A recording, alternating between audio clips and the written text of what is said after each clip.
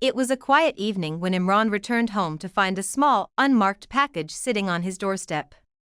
No sender, no note, just a plain brown box. Curiosity nudged him forward, and he brought it inside, carefully setting it on the kitchen table. The moment he opened it, a chill ran down his spine.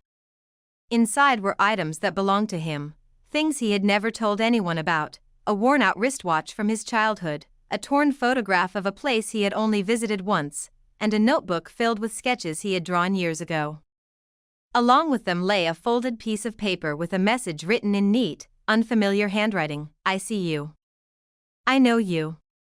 Watch closely." At first, Imran tried to dismiss it as some elaborate prank. But that night, his phone vibrated with an unknown number. He answered. Silence.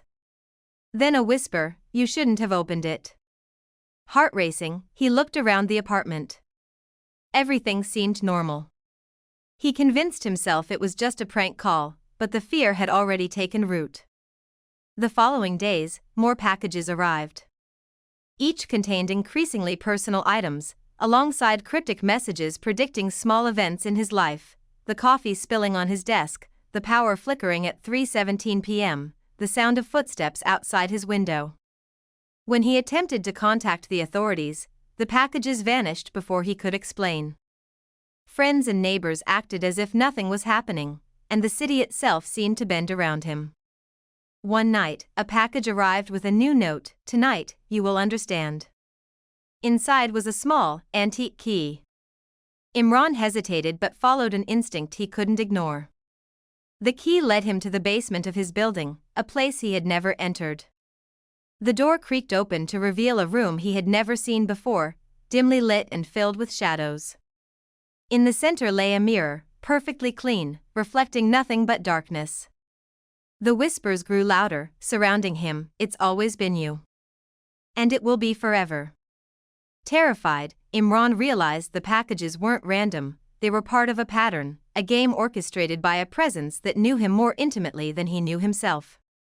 As he stepped closer to the mirror, the shadows shifted, forming shapes that mirrored his past, regrets, and hidden fears. The voice spoke again: "You cannot hide from what you carry." The package was only the beginning. Panic overtook him as he backed away, but the door slammed shut. The packages, the notes, the mirror, they were all part of something far larger than he could comprehend.